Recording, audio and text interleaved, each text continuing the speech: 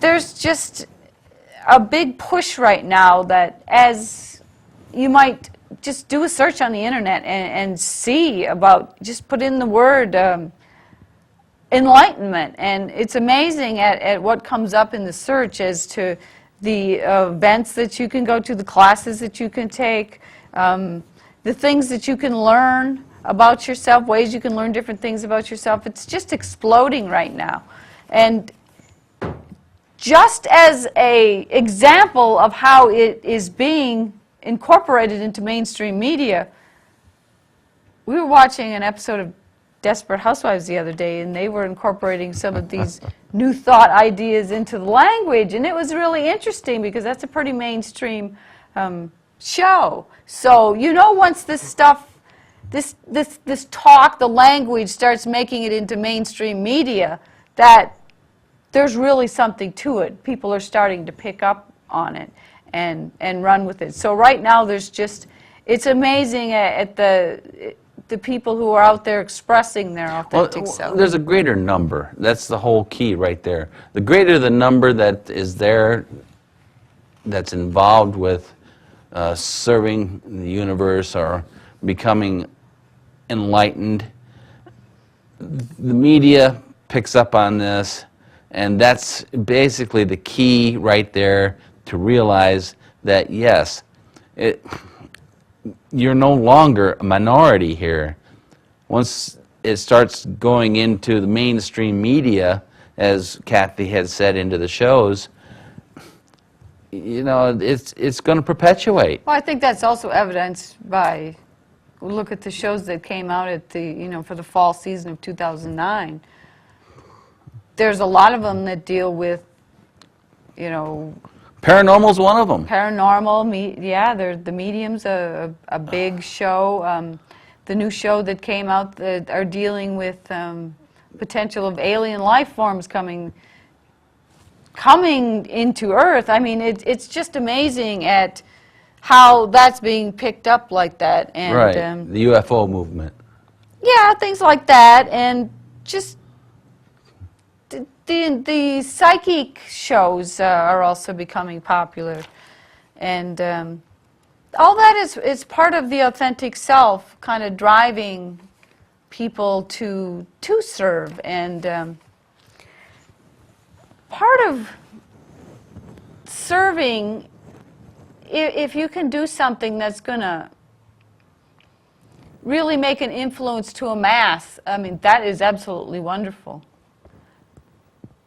It takes a lot of resources to do that, and not everybody has that. So a lot of people are starting just by expressing who they are on over the internet. MySpace, Facebook, or something like that. There's some wonderful art coming out on MySpace pages.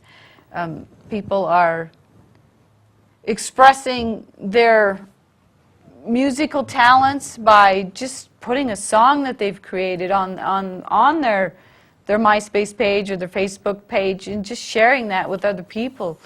And instead of waiting, you know, a lot of times we've been taught to think that if we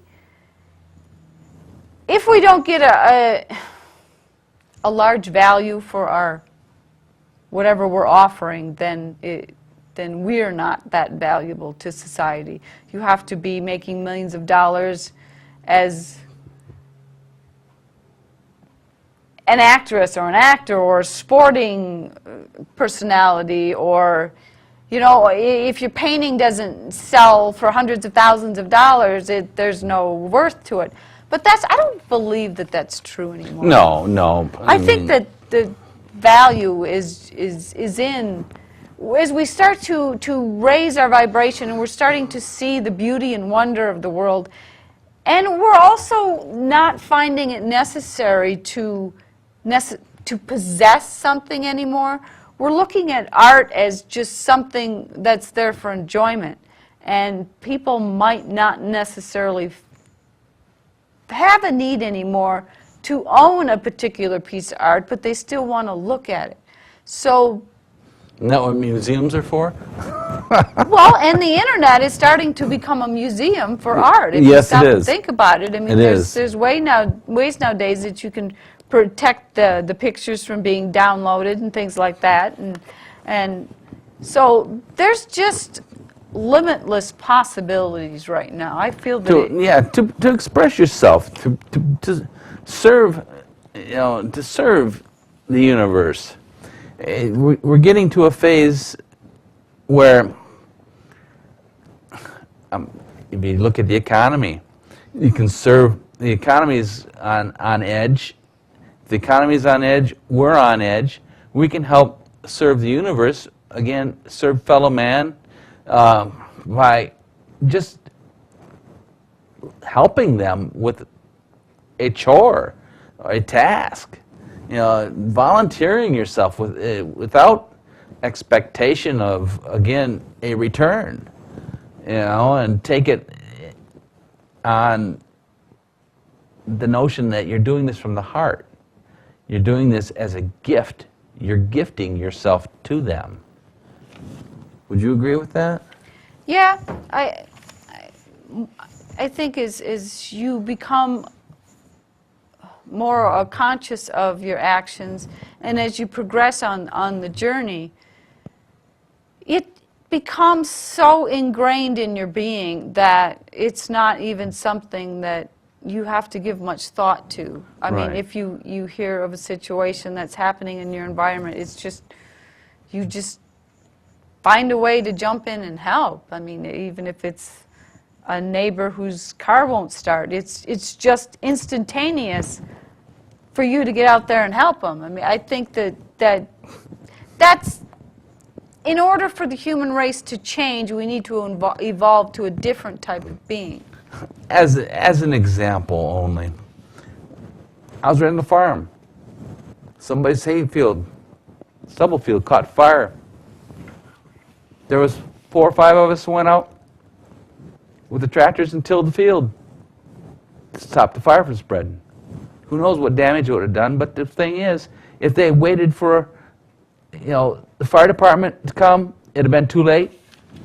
Things of that nature. You see an opportunity where your services can jump in and serve the universe, serve fellow man, take the advantage.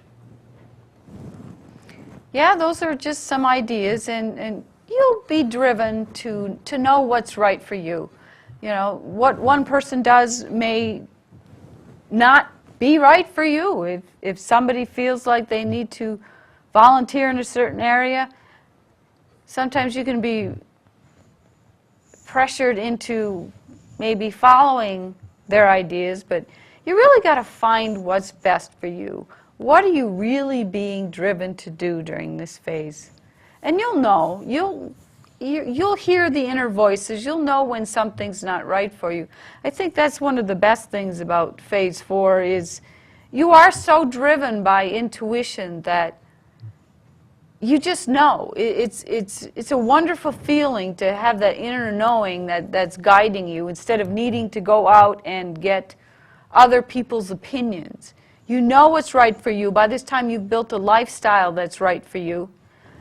You're taking, it's a routine for you. You might be eating differently. You know, the old habits might be gone by this time.